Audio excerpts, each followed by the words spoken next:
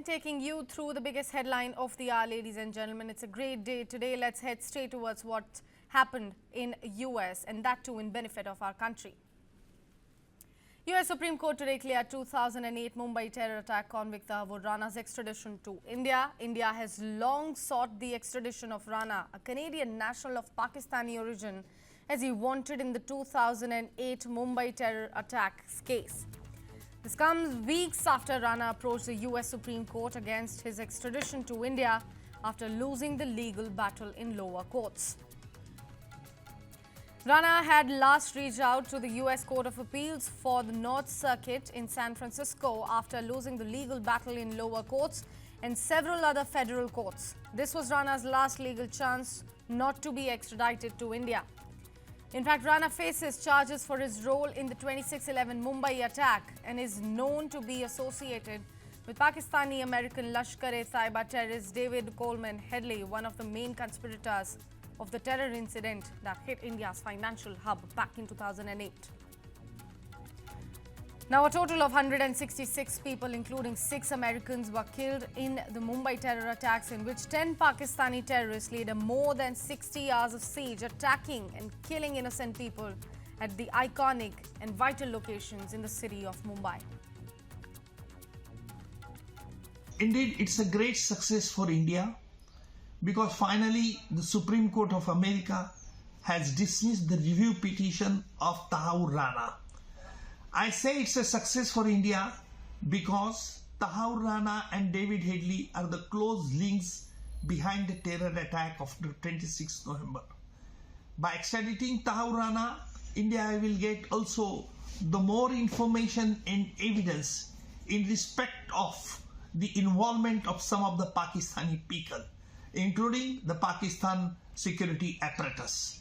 I must say that David Headley has given such revelation and evidence in Mumbai court, also produced the email correspondence showing the links between Lashkar-e-Taiba and Pakistan ISI army officers. So I am very optimistic that Tahawwur Rana extradition will give more evidence about the involvement of some of the security apparatus of Pakistan. Firstly, the National Investigative Agency has done a very, very good job, by going number of times to the US, getting access to these two people, David Headley and of course Tahawwur Rana. And of course, we had a lot of evidence against them. So we have shared all the evidence with the US authorities, and therefore the US, under the India-US extradition treaty, had no doubts but to offer his extradition, or rather order it. And of course, Tahawwur Rana was given the last so many chances. All the lower courts, the federal courts in the US turned down, and of course now the Supreme Court has also turned down. And why they have turned down is very clear, that he is a non-terrorist. He is a co-accused in this 26/11 case, and therefore it's a very, very good win for India, the National Investigative Agency, and of course the people of India, because many innocent lives were lost here. 166 lives were lost, and the lovely operation, I would say a professional operation carried out by the National Security Guard. So it's a victory for everyone. And I think now it's high time that, and of course I will give credit to the government of India then, because in 2009, the then government had declared that we'll get all these so-called accused to the Indian system of justice. It takes patience, but also to the great credit of the present government, that they have followed up very rigorously with the Biden administration, with especially the NIA was deputed to go number of times to the United States and get this extradition on. So I think it's a big victory for India, and compliments to the government of India. Shifting focus to the state of Maharashtra, massive fire broke out between Khadakpada Ratnagiri Hotel in Film City of Malad East. Video of the incident shows huge dense plumes of black smoke rising high into the sky. Around 40 to 50 warehouses are engulfed by the fire, and around 30 fire brigade vehicles are currently on the spot battling the blaze. Several outlets blazed by the fire include a chemical factory, wood, rubber, scrap and cloth warehouse. Nearby liquor shops, hotels and factories are also being evacuated. Although the flames have caused widespread concern, authorities have not confirmed whether anyone is trapped in the building or not. Emergency teams are also working continuously to control the fire. However, no casualties or injuries have been reported so far. The cause of the fire still remains unknown, and investigations will likely follow once the situation is under control. As firefighters continue to fight the blaze, officials request people in the area to remain on alert and stay away from the affected zones. मैं आपको बताना चाहूँगा कि ये जो आग है ये अभी यहाँ फिल्म सिटी रोड पर लगी है और आप देख सकते हैं ये रत्नागिरी होटल के पीछे का ये इलाका है और यहाँ गोदामों में आग लगी है। कितनी भयानक ये आग है। अब तक 20 फायर ब्रिगेड से ज़्यादा गाड़ियाँ यहाँ पर आ चुकी हैं। चारों तरफ काला धुआं नज़र आ रहा है। मुंबई का ये बहुत प्रतिष्ठित इलाका है फिल्म सिटी रोड और यहाँ पर बहुत सारे फिल्मों की शूटिंग होती है करीब आधा किलोमीटर दूरी पर। और यहाँ लकड़ी के कारखाने, कपड़े के कारखाने, रबर के कारखाने, प्लास्टिक के कारखाने, केमिकल फैक्ट्रियाँ, सब में आग लगी हुई है और दूर दूर तक यहाँ पर सिर्फ फायर ब्रिगेड की गाड़ियाँ, एम्बुलेंस नज़र आ रही हैं। मैं आपको एक यहाँ दिखाना चाहूँगा, सुभाषिश को बोलूँगा इधर आएँ। यहाँ देखिए सब लोग अपने दुकान मकान को खाली कर रहे हैं। यहाँ पर अगल बगल में जो दुकानें हैं, रत्नागिरी होटल है, जो वाइन 963 है, क्लिनिक यहाँ पर है, सबको खाली कराया जा रहा है और सब खाली कराकर सड़कों पर आ गए हैं। मैं आपको इस तरफ दिखाना चाहूँगा, जो लोग हैं वो अपने अपने दुकानों से, कारखानों से बाहर निकल आए हैं और बाहर निकल के जो है सड़कों पर यहाँ पर दूर दूर तक लोग नज़र आपको आ रहे हैं, क्योंकि सभी लोगों का जो सामान है, घर है, अंदर दुकान है, मकान है, कारखाने हैं, सब जल रहे हैं। आग की लपटें आप देखिए कितनी भीषण लपटें हैं और ये कम होने के नाम नहीं ले रही हैं। लगातार फायर ब्रिगेड की गाड़ियाँ, फायर इंजन यहाँ पर आ रहे हैं और पानी से आग बुझाने की कोशिश कर रहे हैं। आप देख सकते हैं एक फायर इंजन का वाटर खाली हो रहा है तो दूसरा फायर इंजन आ रहा है, दूसरा फायर इंजन का वाटर खाली हो रहा है तो तीसरा फायर इंजन आ रहा है। अगल बगल में दिंडोशी, गोरेगांव, कांदीवली, बोरीवली, अंधेरी, पारला, सेंटा क्रूज, बैंड्रा, सभी फायर इंजन को यहाँ पर बुला लिया गया है और लगातार आग की लपटें बड़ी होती जा रही हैं। धुआं आप देखिए कितना काला घना धुआं है। कम से कम 40 कारखाने जलकर खाक हो गए हैं और लगातार ये संख्या बढ़ती जा रही है।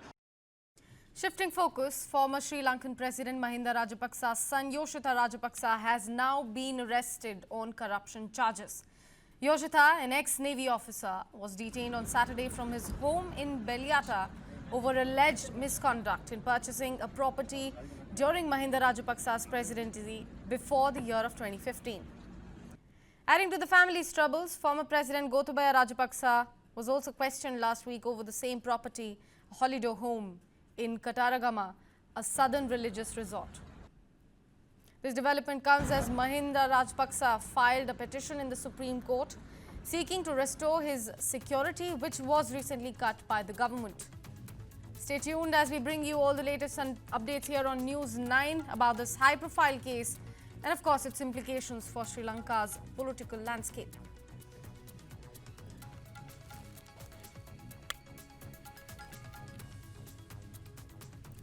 Taking you to the United States of America, in a significant move, the U.S. has announced a broad freeze on foreign aid following an order by President Donald Trump to review its foreign assistance allocation. This decision, which halts billions of dollars in aid, affects critical sectors including health, education, and civil society programs. The move comes as Trump orders a 90-day pause to assess whether the aid is in line with the U.S. foreign policy goals or not. While these freeze impacts various humanitarian projects globally, there are exceptions. Waivers have been issued for military financing to key allies, Israel and Egypt, with funding for military support continuing uninterrupted. However, the freeze is expected to halt essential aid programs, including those providing emergency maternal care, childhood vaccinations, and support for schools in conflict zones such as Gaza, Sudan, and Ukraine. Critics, including former officials from the U.S. Agency for International Development, argue that the freeze could have devastating effects, particularly for the vulnerable populations who depend on this assistance. They warn that it could weaken U.S. influence worldwide, as international partners may seek alternative funding sources. Now, as the review proceeds, decisions about the continuation, modification, or termination of various foreign aid programs will be made. The next 90 days will be crucial in determining the future of U.S. foreign assistance and its impact on global humanitarian efforts.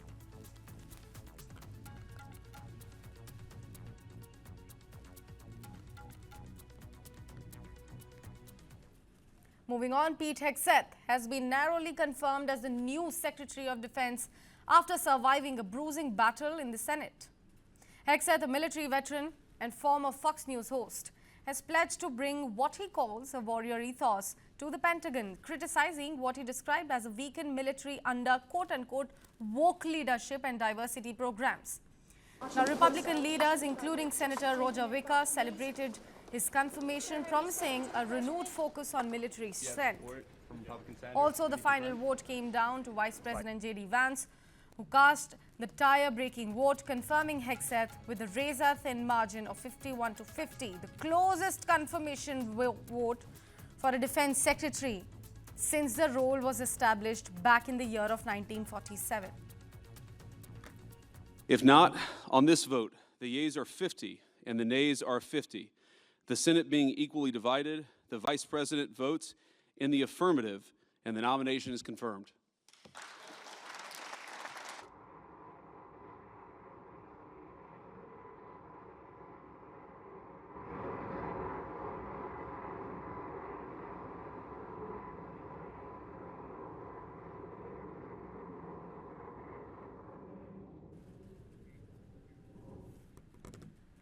Well, we spoke about how close the competition was. However, the confirmation has not been without controversy. Democrats opposed Hegseth unanimously, vowing to keep him under intense scrutiny. Senator Jack Reed promised to hold Hegseth accountable, stating, and I'm going to quote him here, that I will watch him like a hawk. Hegseth's nomination was also marred by serious allegations, including claims of sexual assault, public drunkenness, and abusive behavior. In Senate hearings, he admitted to paying $50,000 to settle a 2017 sexual assault accusation, while denying other allegations of misconduct. Despite the fierce opposition, though, President Trump expressed his confidence in Hegseth, calling him a bold leader who will restore strength to America's military. So thank you very much. We just heard that we have a great Secretary of Defense. We're very happy about that, and we appreciate everybody's vote. Are you concerned about any other nominations for confirmation in the Senate? No, I'm honored to have Pete. I think Pete's going to be a great Secretary of Defense, Pete Hegseth, and we're honored to have him. No, I did speak to Pete, yeah, in the plane, in the helicopter. I think Pete is going to be a great Secretary of Defense. Are you disappointed that McConnell voted no? I didn't even know that. No, I don't know that. I just heard that we won. Winning is what matters, right? Also, U.S. President Donald Trump and First Lady Melania Trump visited Pacific Palisades on Friday, touring neighborhoods devastated by the Palisades fire in northwest Los Angeles.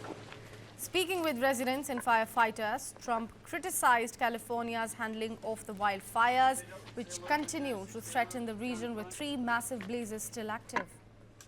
This visit marked Trump's first trip since reclaiming the presidency at the Oval Office on January 20th. Earlier in North Carolina, where he toured areas hit by Hurricane Helene, and President vowed to sign an executive order to overhaul or eliminate FEMA, accusing the agency of bungling disaster relief efforts.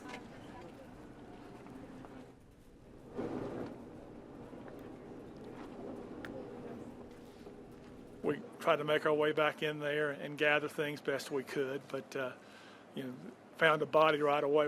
There was about 8 bodies in our area that first 2 weeks located, and we were lucky we weren't one of them, and blessed. But like other people, no insurance on flood insurance, so we had to depend on FEMA. They did what they could do, and of course it's not enough. Do you think you were going to make it? No, we're. Oh, you didn't? Yeah, we didn't think we were going to make it at all. I mean, our house was 25 feet underwater. So you didn't think you were going to live? No, we were watching houses, trailers, bodies coming by us. And water shortages in Pacific Palisades left hydrants dry during critical early firefighting efforts. Officials have promised an investigation into why a key reservoir in the area was empty for over a year. Trump has also vowed to sign an executive order to overhaul or eliminate FEMA, the main federal agency that responds to natural disasters. I do have to say FEMA is a big disappointment. We had it working well. We had great people, but FEMA's not good anymore. What FEMA did in North Carolina, you know, they still haven't even gone to certain areas. They don't know what they're doing. And I say, you don't need FEMA. You need a good state government.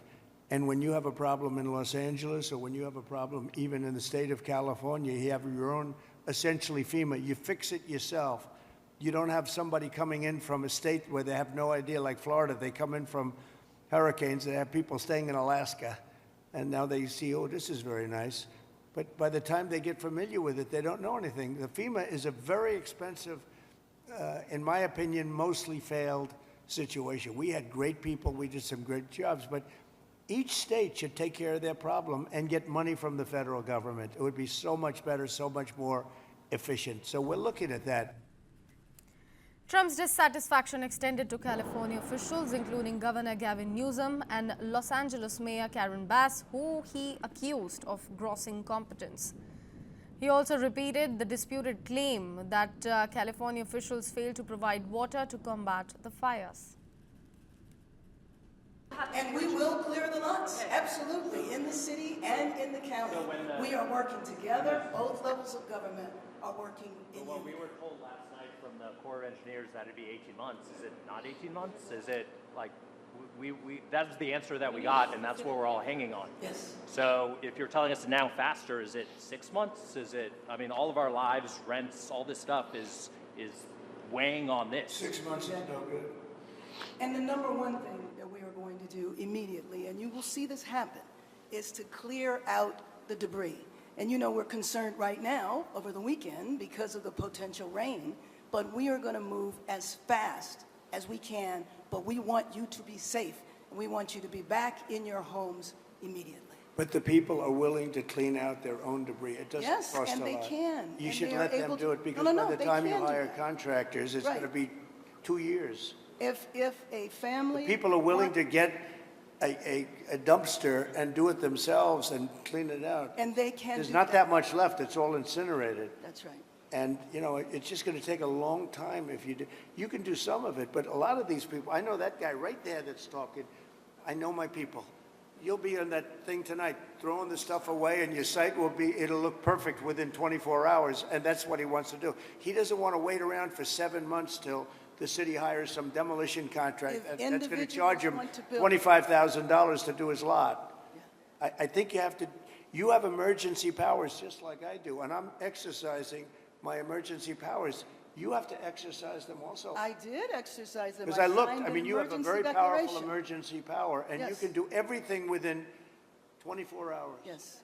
And if individuals want to clear out their property, they can. Well, yes, but you know that you will be able to go back soon. When? Mr. President. We think within a week.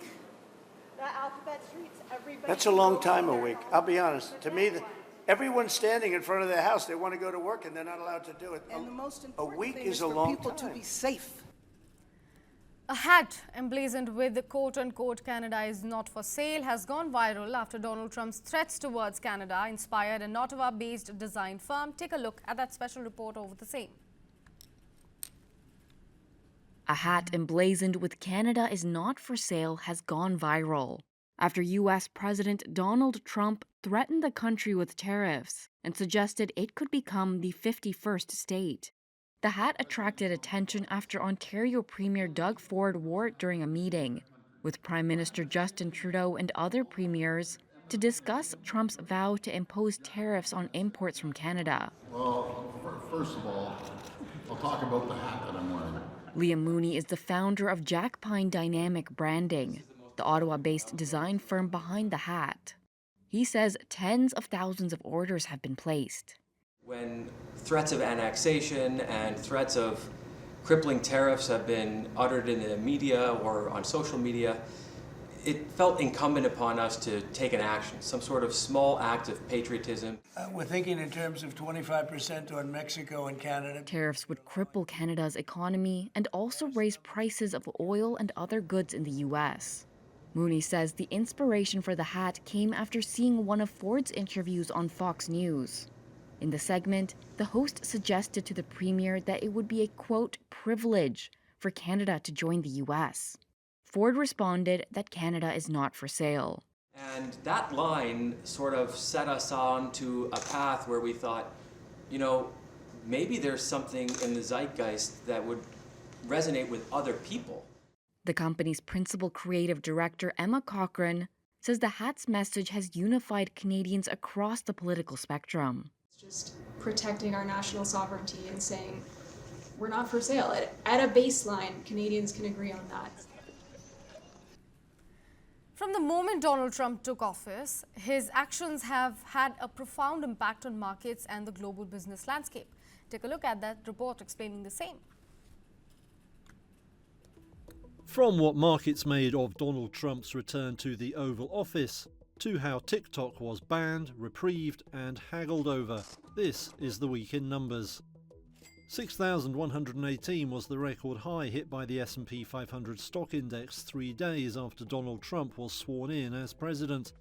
Investors broadly welcomed his vow to cut taxes and push for lower interest rates. But there's uncertainty over who and what the new president might hit with tariffs. Other countries are big abusers also. You know, it's not just China. China's an abuser, but the European Union is very, very bad to us. $500 billion is how much Trump says the private sector will invest in US data centers over the coming years. The bosses of Oracle, OpenAI and SoftBank stood alongside him as he announced the project dubbed Stargate. But Elon Musk later sparked controversy with claims the tech giants didn't really have the money. $1 trillion is how much Trump says he'll push Saudi Arabia to invest in the US. He's also promised to press the kingdom for cheaper oil. Trump has declared an energy emergency at home and promised to unleash US fossil fuel production. 75 days is how long Trump gave himself to decide a course of action on TikTok. He delayed enforcing a ban on the app and floated the idea of the US taking a stake, maybe through a sale to someone familiar. Are you open to Elon buying TikTok? I would be if he wanted to buy it, yeah. And over $109,000 was the new record hit by Bitcoin. The top cryptocurrency has been boosted by bets the new administration will be supportive. Later in the week, Trump ordered the creation of a working group to draft new rules on digital assets and to explore creating a US national crypto reserve. That's all we have to pack it up on this show here on News 9, ladies and gentlemen. Do stay tuned. Big news and updates continue here on the other side through the day. Thanks for watching.